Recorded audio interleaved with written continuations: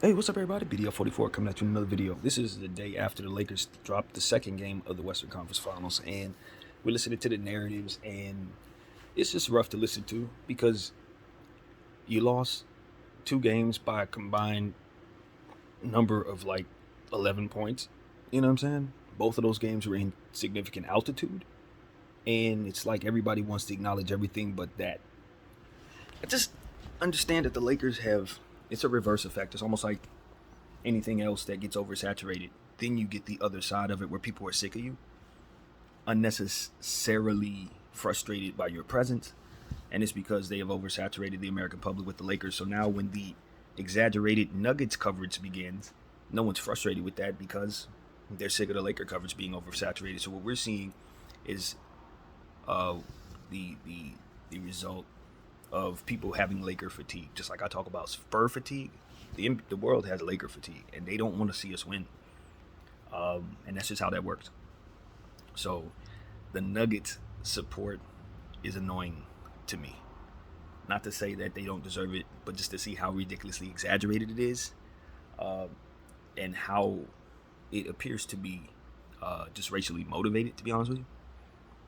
But that's just my own little take on that, and I get a little frustrated with stuff like that just because of who I am and how I am. So it is what it is. But I just feel like LeBron James is not playing well, so it's easy to look at him and say he's washed, and say he's nowhere near Jokic, and say he's past his prime, and all of that stuff looks like the case, and he's going to have to bounce back and back it up in order for any of us to make any sense when we try to defend him. He looked good in certain aspects of the game, especially defensively, made some good assists, but ultimately he had a key role in the moments that played into the Nuggets' hands, and when you combine that with Jokic's greatness and Jamal Murray's greatness, you get, and the altitude, and Anthony Davis' struggles offensively, you just can't overcome it. So me going to bat for the Lakers saying, oh, this is a lot of unnecessary bullcrap that the Lakers are facing, isn't going to go very far. Because at the end of the day, all that it is, on top of the fact that LeBron's looking bad and old, just makes it so that I don't have a leg to stand on, and it's frustrating. But the fact that the Nuggets are being said to have had a better roster, and everybody's agreeing with that, is bullcrap. Because the roster goes about 15, 16 deep, and they don't want to play the rest of their roster. As long as they can keep it at the top of that roster to where they only show 8 players, then they can give off the guys that they have a better roster versus the Lakers in altitude when LeBron James playing like crap and Anthony Davis can't get nothing going. These are things that are anomalies, and unfortunately this is why you don't drop the first game, because the second game can be something too. And then you look up and you've played 2 close games, but you just didn't win them, and now everybody's running around saying you're the worst thing in the world, and that Jokic is a better player than LeBron James. And I'm telling you, it ain't deeper than people are sick of the Lakers. Jokic is Serbian. Like, let's be real. It ain't deeper than that. And people are tired of the coverage LeBron has had. And when you couple those things together, it's like the Nuggets can do no wrong. They have no flaws. These games ain't been close. They didn't drop a 21 point lead in the first game. Like, none of that. None of these things matter when discussing Jokic's run Nuggets team versus these Lakers, of whom he's already lost to in the Western Conference Finals 3 years ago. Nobody mentions any of this. Nobody mentions his team doesn't play defense as well as our team does. Nobody mentions any of this, even though I don't have a leg to stand on, Lakers, because when I say they don't play defense, I'm watching Jokic get stops on AD. So what leg do I have to stand on? When you make the Nuggets look better than you, and then everybody tells everybody the Nuggets are better than you, everybody says Jokic is better than AD, LeBron, and everybody else combined, of course he's going to go out and play well. All the things that we do that is successful against him gets ignored. Now we're saying Rui Hachimura had no impact on the game, even though he was 8 of 8 for a good portion of it. Like, these are things that people just choose to ignore, and the Lakers don't give us a single leg to stand on. I'm just telling y'all the truth. They ain't giving us a leg to stand on. You start the first game running stuff that is completely ill-advised. It's going to dig you a hole, and we talk about it all season long. All season long, that you can't run small ball. He goes small ball in the first game. It fails. He comes out of the locker room with small ball. It fails. We find a way to get away from it. It succeeds. In game 2, don't you think it would be absolutely asinine to return to small ball? Well, he did. In the first quarter, we saw some small ball in the second game. Or was it the second quarter? Somewhere in the first half. And in the third quarter, we're up by 11. He subbed in more small ball. It's like, bro, you're not giving me, Laker talking head, a leg to stand on. Because when I back you back up from the opponent. I get frustrated because I know they want to usher Jokic as the top player in the league. They're ignoring Giannis as if, and the fact that he had that back injury. Joel Embiid then slid out the way. You know what I mean? And it's like Jokic is the best player in the world. I ain't going to argue with it. He is, except for the fact that his value is being overrated by the fact that nobody wants to acknowledge what the Lakers have done right. Least of all the Lakers.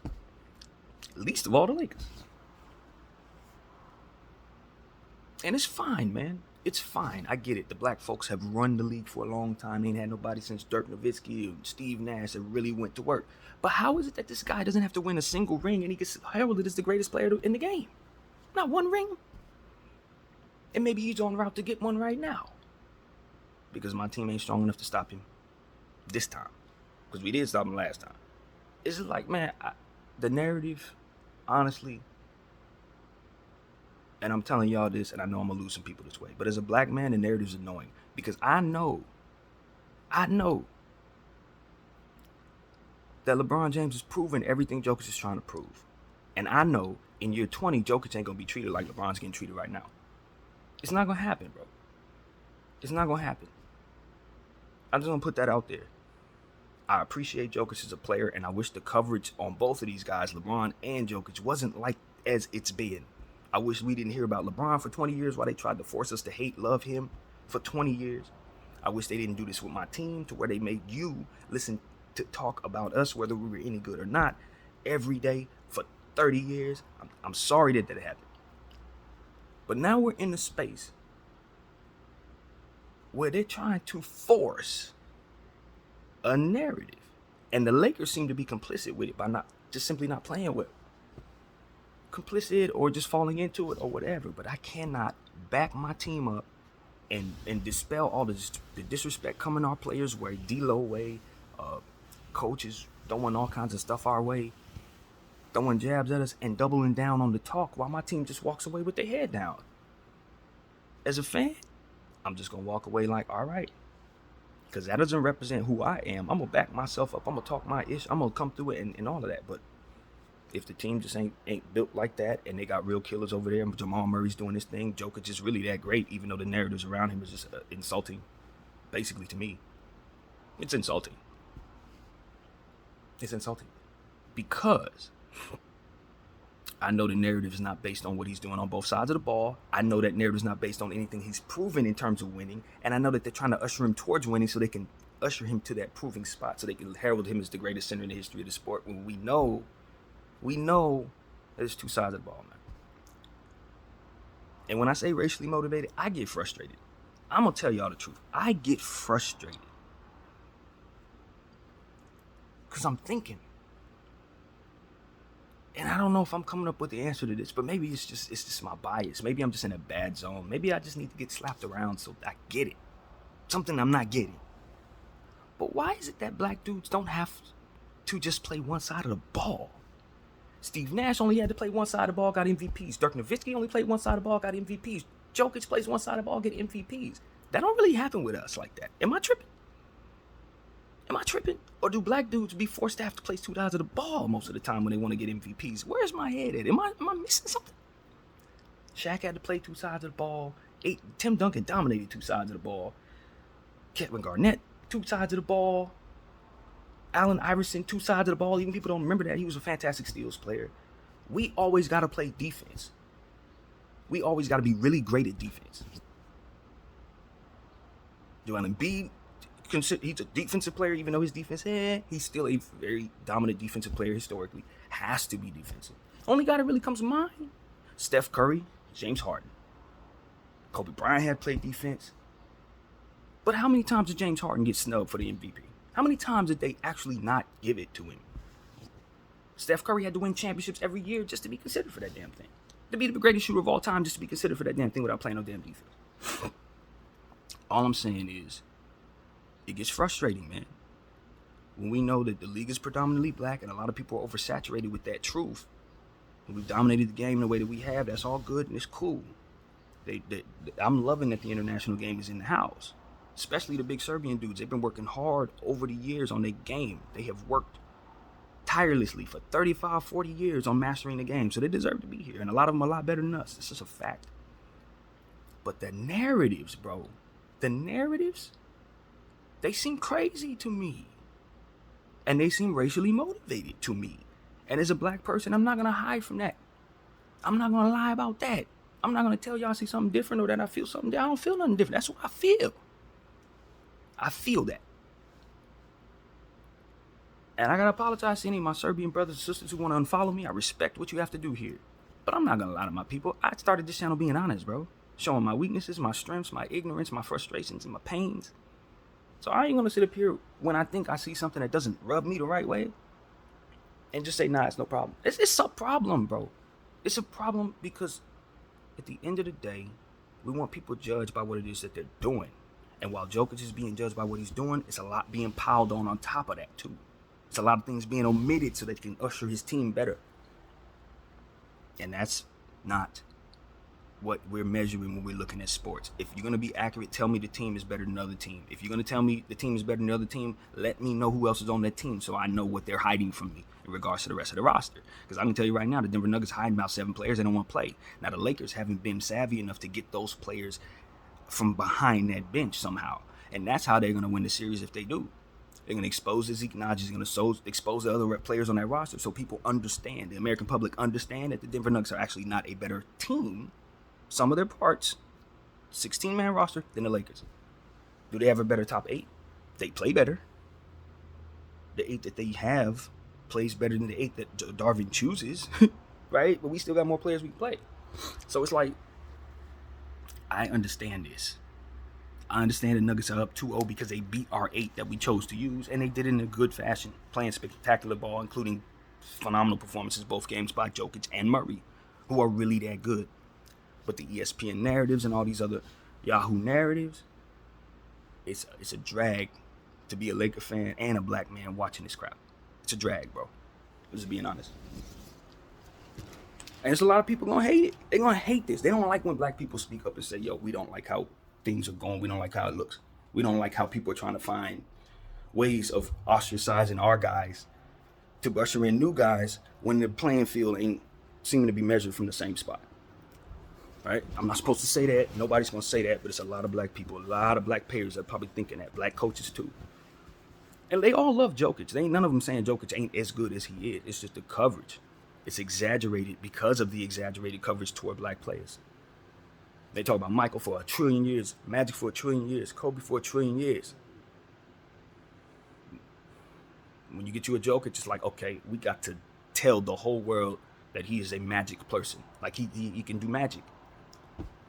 He can rebound, he can shoot, he can do all these great things. Can he defend? He's a solid defender. But they're not gonna tell you about his weaknesses. He doesn't have any, essentially, is what I'm telling you. If you listen to ESPN, the man ain't got no damn weaknesses. And that's just irritating, honestly. It's irritating, yo. So I just want people to know how I feel, man. I'm not gonna sugarcoat. I don't care. You know what I'm saying? If I'm wrong, fuck it. That's gonna be the word. Because I've been wrong a million times, including about the Lakers succeeding in yesterday's game and proving themselves to be a stronger team than they were. Altitude matters. Age matters. One game in between rest for 2 straight series matters. Is any of that going to be taken into account as they usher us into altitude? No. Path matters. Minnesota was depleted. Suns depleted. Does any of that matter leading into the situation when you consider how much rest Denver's probably had going into the advantage that they have of altitude? No. None of that's going to be considered, bro. None of it's going to be considered when assessing Jokic versus these Lakers. None of it. And I'm not going to blame the refs, even though all of this tells me that the refs probably had a lot to do with the outcome of these games. Probably. If we study it hard enough, I'm sure you'll find something. But then again, if you study it hard enough, you'll find them in all of these games. All of them. And you'll see the defense cater to some of that too in a lot of situations. You'll see that these series have been extended, these playoffs and these Records have been manipulated. And we've been talking about it all season. So now that we're at this outcome, as I told you guys, if they were ever lifting the Lakers anywhere, they were probably ushering us toward the slaughter. If they were ever giving us 1 million wins, it's because they wanted us to get to a certain point so we could be the loser, not be successful. Not be successful. And when you see how these games were scheduled in these 2 rounds, you can see they were ushering us into a restless situation in altitude. I was telling y'all that leading up to the series. Like, bro, they got us resting 1 game every game. And they know it's a good chance we're going to be in altitude the last series. They know that. And here we are, getting beat up by the altitude. And the narratives are Jokic is the greatest player to ever play American sports. And everybody that came before him needs to bow to him, including the guy LeBron James, who's accomplished 20 times more than him, and the team that's accomplished 20 times more than his team. Or 17 times more than his team, to be accurate. So, yeah, man, I'm a frustrated Laker fan.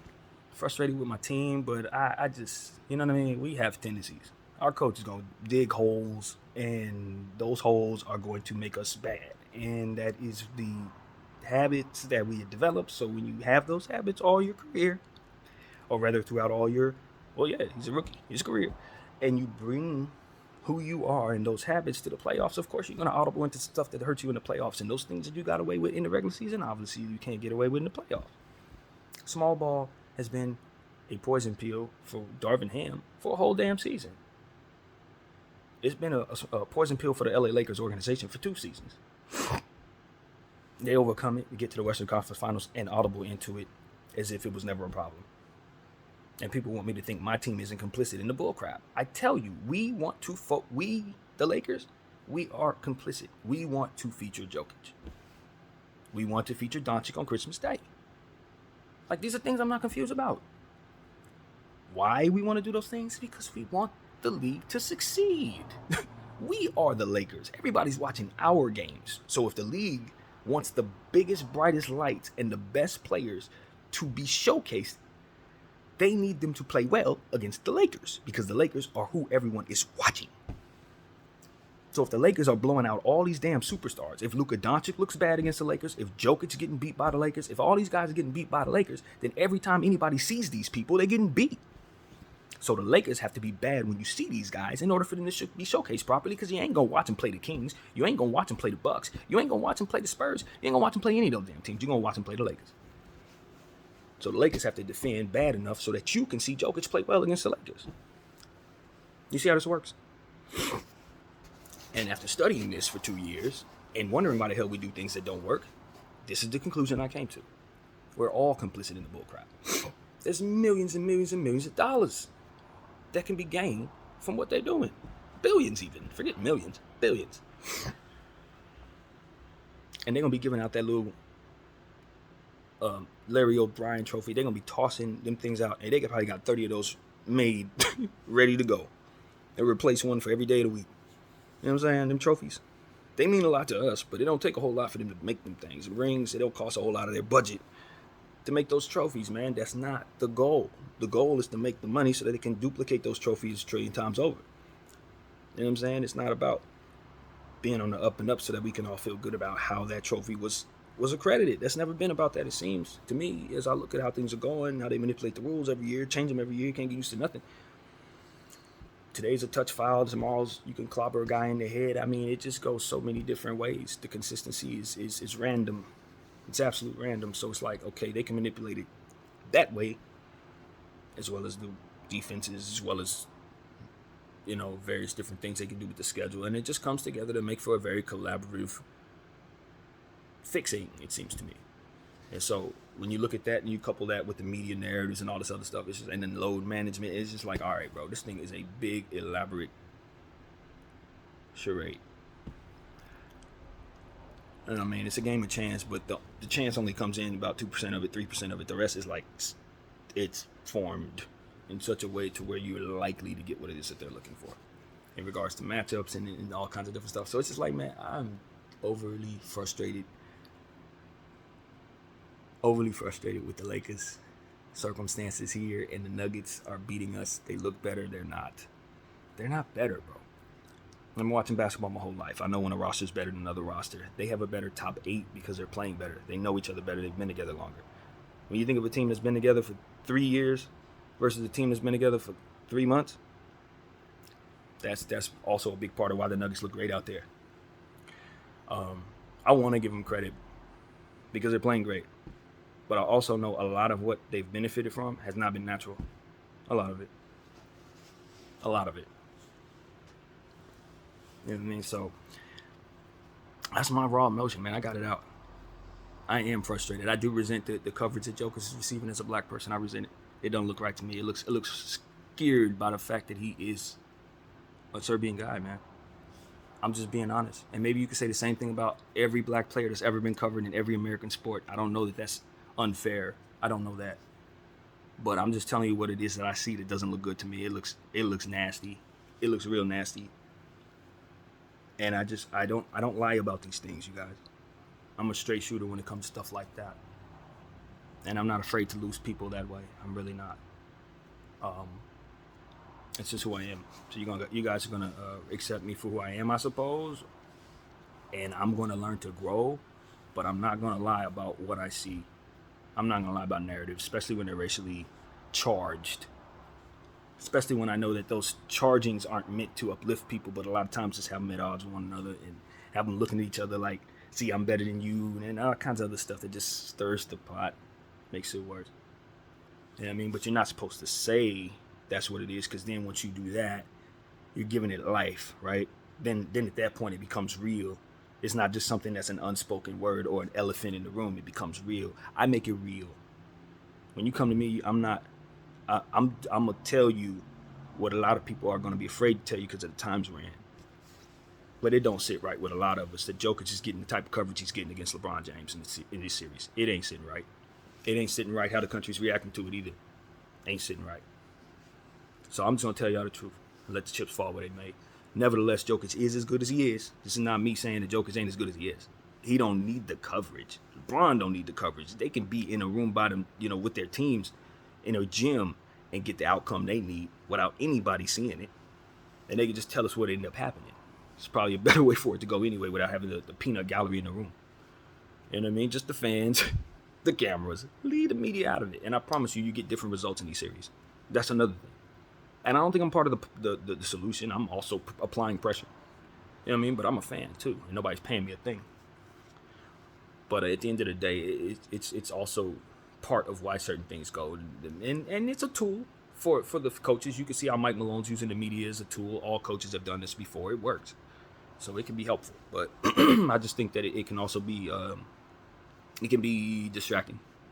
It can be whatever it is that I'm doing, that I'm showing you here. That's what the media can be. So that's just how I feel, man. I get frustrated with stuff like this. Maybe it was how I was raised. Maybe it's just how I view the world. But I just look at a ridiculous imbalance when it comes to certain things.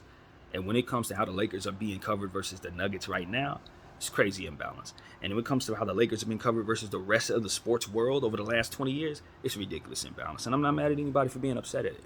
I'm just a real Laker fan who did not need any of that to support my team, who probably would have loved not having a team that had so much of that attached to it. You know what I'm saying? I didn't come to the Lakers because they were the biggest, baddest, brightest. I was a Laker fan because I'm from Los Angeles, and I really, really enjoyed watching Nick Van Exel and Eddie Jones run around when I was 9 years old. Like, it was a lot of fun for me watching those guys be as good as they were. And then we ended up getting great after that. But I didn't come here for that. And so for me, it's just like, all right, bro. So everybody's tired of the Lakers. That's fine, because everybody's tired of the Cowboys. I ain't a Cowboy fan. Everybody tired of the Warriors, Spurs. I get that part. That's standard. But once you start omitting certain truths about the teams and start talking about certain players like they ain't got nothing versus other guys who may have solid stuff but also have some flaws you ain't gonna admit, it's just like, y'all stirring the pot, man. Y'all stirring the pot. And so we all get to sit back and say, yo, Joker's the greatest thing ever. It's cool. All right, fine. Great. He's got it like that. Last year was Giannis. It's cool. It switches a lot. There's nothing wrong with that. But then it's like, okay, he's got a better roster. You sure? You sure? Because DeAndre Jordan, Zeke Najee's, Marshall, Reggie Jackson, Victor Contra, they don't want to play none of them dudes. They don't want to play a single one of them brothers. But they got a better roster. Okay. And then the Lakers go out and lose. Backed it up for them. Got it. So what am I running my mouth for? You know what I'm saying? And that's what it really comes from me. It's like, I don't have a leg to stand on. When I say all of this stuff, it just sounds like nothing to you, I'm sure, because the Lakers themselves, complicit with the bullcrap. So that's how I feel, man. Frustrated as I've ever been in regards to this team. Frustrated as I've ever been in regards to losing to a team, because it'd be whole energy around it. And when I know that from top to bottom, their roster is not better than ours. Top to bottom, it's not even half as good as ours. That's why they're only showing half of it. So that doesn't matter in a league where it's only 48 minutes and you only have to play 8 guys, 6 fouls. You know what I mean? They don't have to necessarily show you the rest of the bench. And because of it, if you don't choose the right 8 guys or have the right matchups for those 8 guys or what have you, then you just got beat. And my thing is, all right, this goes into another conversation. So why the hell do I need to spend, if I'm an owner, all this money on the rest of them damn guys? Why do I need a 16-man roster? Why I got to pay for all these dudes if we only see 8 of them? Shouldn't there be a different system that allows for me to have less salary cap taken up and kind of condense that into better places so my top 8 can be better? You feel me? Why the hell am I spending $8-9 million on dudes I ain't using? Just so I can have backups that I'm not going to use? That's a waste of my money if I'm an owner.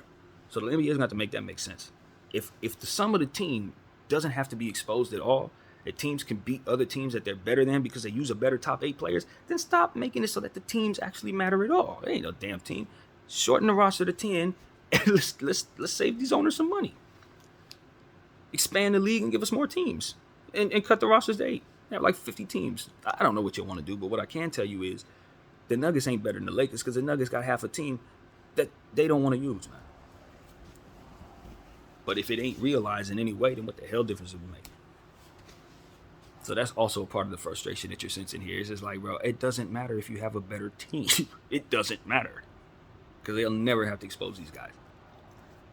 So yeah, that's my frustration, man. Forgive my language here. I'm just waking up on the wrong side of the bed and really just frustrated by my own life as it pertains to what it is I'm seeing. So if you're sensing some bad energy, yeah, I'll take it from there. But the racial thing, I'm not jumping off of that, bro. I've been watching this type of stuff my whole life, bro. They always prop the lighter shade dude up, man. They just do. They can't wait to get a great white hype. It just is what it is, whether he's American or not. If he ain't black, they with it. If he can do the things that the black dudes do in a way that's either better than black dudes or as good as black dudes, he's better than black dudes, just by default. And that is a narrative that I've been watching for 38 years of my life, yo. And it's very, very easy to resent it as a black artist when you consider how exploited our stuff has been in this country and in this world. How we get exploited, how we get treated and all of this. And when a white guy does what we do, as well as we do, suddenly he's better than us. It doesn't feel good. It feels very bad in a world where a lot of things are pointed against you and you have to always keep fighting to get yourself out of it, and everybody's trying to discredit your pain. This is what I was talking about in my last therapy session. They try to discredit your pain. So when you come out and tell them, yo, this is what I'm feeling, this is how it feels when you do this, it's like they continue to bombard you with shame. As if you never had any of that would otherwise warp your perspective in any way. You know what I mean? And I resent it. It's the environment that has been created for me as a black person coming into this world. It's just like, yo, what you do don't matter as much, bro. It don't matter as much. And anything that ever happened to you, it ain't going to be measured properly. It ain't. If you started from a place of disadvantage, it doesn't matter because they're going to measure where your pain started, the same place they're measuring their own. Even though they're starting in the stars and you're starting in the cellar, it doesn't matter because they're going to measure it. They're going to measure it based on where it's convenient to them, not where it actually started. And so these are the type of things that just make me a resentful person when it comes to these racial conversations. When it comes to conversations that appear to be racial in nature, it just becomes a situation where I'm not able to display my best self because this is what I feel when I see these things. We are always discredited. We are always brushed aside. We are always being told that what we're doing is not good enough, but it's so very lucrative, so they always want to put all kinds of marketing dollars into it, but not give us our representative value for it.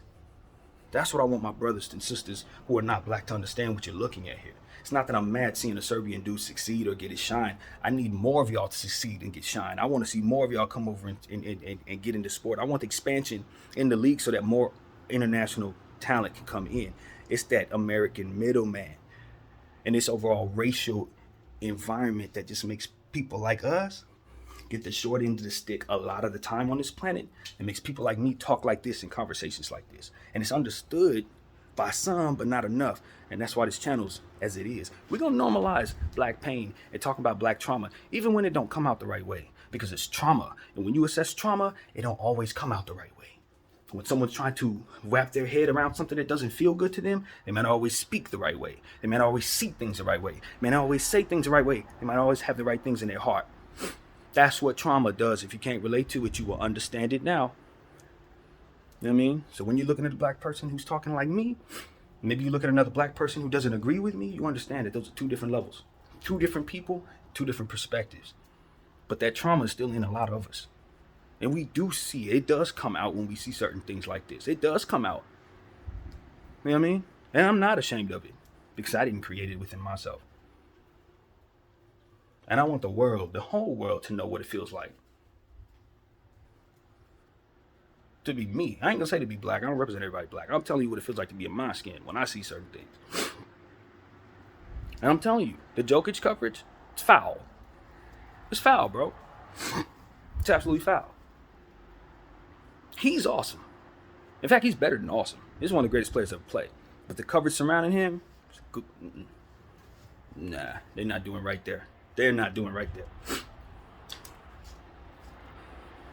And so I'll be on the internet saying that. I will be the one that takes the brunt of that if necessary. But at this point, that needed to be said from me. So that's what I gotta say, man. That is my thought. I don't know if I'll make this a Laker video, because at the end of the day, it's so racially charged. I'd probably turn off a lot of people who want to watch the Lakers.